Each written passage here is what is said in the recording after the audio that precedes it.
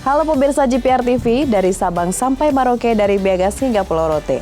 Bertemu lagi bersama saya Mona Azharinisak dalam Kominfo Newsroom.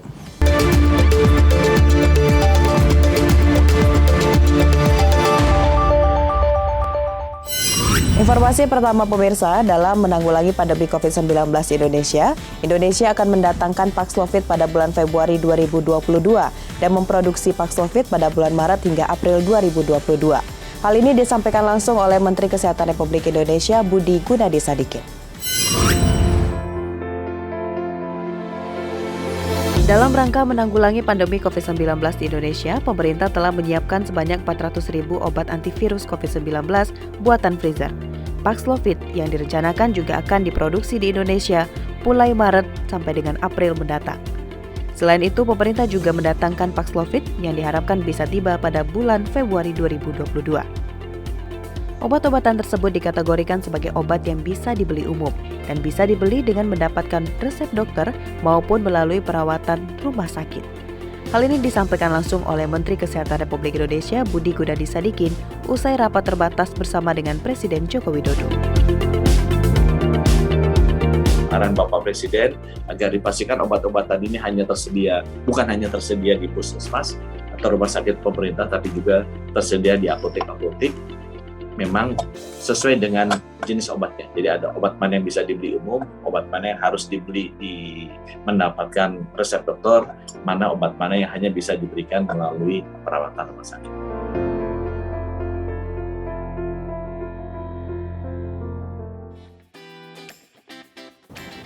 Di kesempatan yang sama, pemerintah mengalokasikan anggaran sebesar 450 triliun rupiah untuk program pemulihan ekonomi nasional.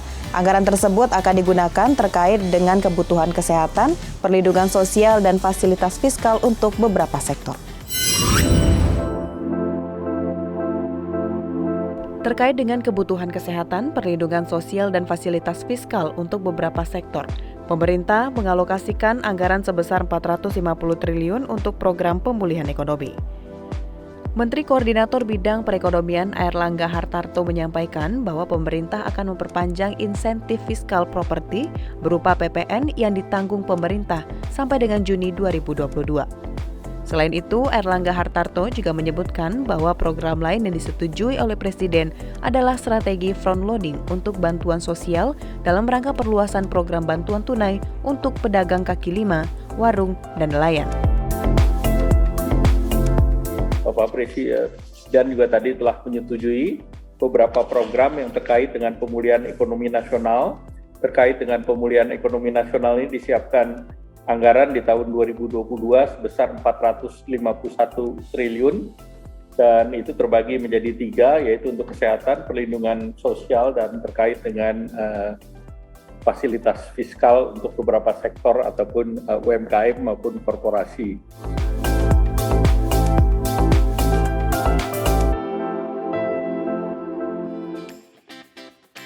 Informasi lainnya, pemerintah terus melakukan upaya penanganan dan mitigasi guna mengantisipasi lonjakan kasus positif Omikron di Indonesia.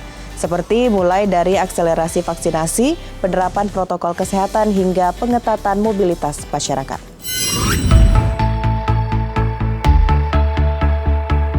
Menteri Koordinator Bidang Kemaritiman dan Investasi Luhut Binsar Panjaitan dalam konferensi pers evaluasi PPKM secara virtual pada 16 Januari 2022 mengatakan perkiraan kenaikan kasus Omikron berdasarkan kenaikan rata-rata di sejumlah negara, di mana varian Omikron rata-rata mencapai puncak kasus dalam kisaran waktu 35 sampai dengan 65 hari.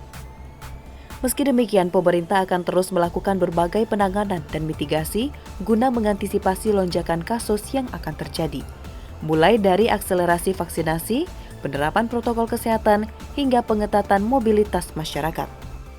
Selain itu, pemerintah juga akan mendorong terus vaksinasi dosis kedua untuk umum dan lansia, terutama di provinsi, kabupaten, kota yang belum mencapai 70%.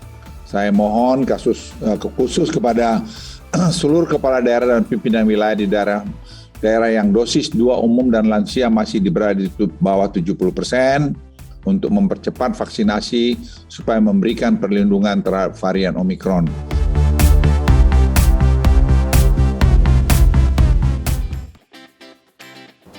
Pemirsa, Menko Perekonomian Airlangga Hartarto mengatakan bahwa vaksinasi COVID-19 buatan bangsa merah putih ditargetkan sudah bisa diproduksi pada semester 2 tahun ini.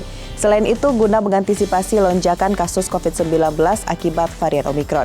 Selain itu, pemerintah juga menerapkan perpanjangan PPKM di luar Jawa dan Bali mulai dari tanggal 18 sampai dengan 31 Januari 2022. Menko Perekonomian sekaligus Ketua KPCPEN Airlangga Hartarto memastikan Indonesia dapat selangkah lagi mencapai kemandirian vaksin COVID-19. Ia mengungkapkan vaksin COVID-19 buatan bangsa merah putih ditargetkan sudah bisa diproduksi pada semester kedua tahun ini. Bahwa terkait dengan vaksin itu dipersiapkan baik itu vaksin merah putih maupun vaksin yang berproduksi di dalam negeri, di mana ini tentunya akan dipersiapkan untuk pertengahan tahun ini atau yang diperkirakan di semester 2. Selain itu, guna mengantisipasi lonjakan kasus COVID-19 akibat varian Omikron, pemerintah juga menerapkan perpanjangan PPKM luar Jawa dan Bali mulai 18 sampai dengan 31 Januari 2022 dan menghimbau seluruh masyarakat untuk terus disiplin protokol kesehatan. Masyarakat perlu bersiap-siap dan juga perlu terus menjaga protokol, dan karena puncak dari kasus ini diperkirakan masih akan terus berbasis berbagai negara dalam 40 hari. Menutup informasi terakhir, Presiden Joko Widodo menyebutkan bahwa pandemi COVID-19 jangan sampai mengganggu pelaksanaan transformasi besar di Indonesia. Selain persiapan dalam hal strategi, persiapan sumber daya manusia juga menjadi hal penting dalam berbagai hal transformasi besar di Indonesia. Presiden Joko Widodo menyebutkan bahwa pandemi COVID-19 tidak boleh menghentikan transformasi besar yang sedang dilakukan Indonesia. Di antaranya, mempercepat transformasi ekonomi menuju kepada ekonomi yang memiliki nilai tambah yang tinggi. Indonesia juga saat ini sedang melakukan transformasi menuju green economy. Dan yang sedang digencarkan pemerintah adalah transformasi digital.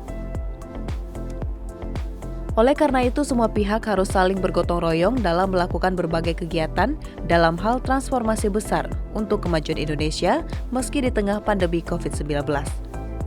Selain itu, Presiden juga menekankan bahwa persiapan sumber daya manusia juga harus lebih ditingkatkan untuk mendukung pelaksanaan transformasi di Indonesia. Karena tanpa adanya SDM yang baik, saya ragu urusan ekonomi digital kita ini akan bisa melompat dan kuenya bisa kita ambil. Oleh sebab itu, saya minta kepada pendidikan tinggi agar memfasilitasi mahasiswanya untuk mengembangkan talentanya. Jangan dipagari oleh terlalu banyak program-program studi di fakultas.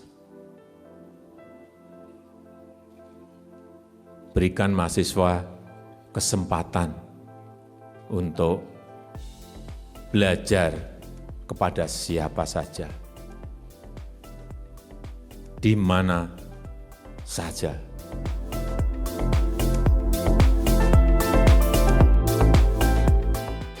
Itulah ragam informasi yang telah kami kemas untuk Anda. Dapatkan update berita pilihan setiap harinya di kanal GPR TV atau melalui sosial media gprtv.id. Saya Mona Azarinisa pamit, sampai jumpa.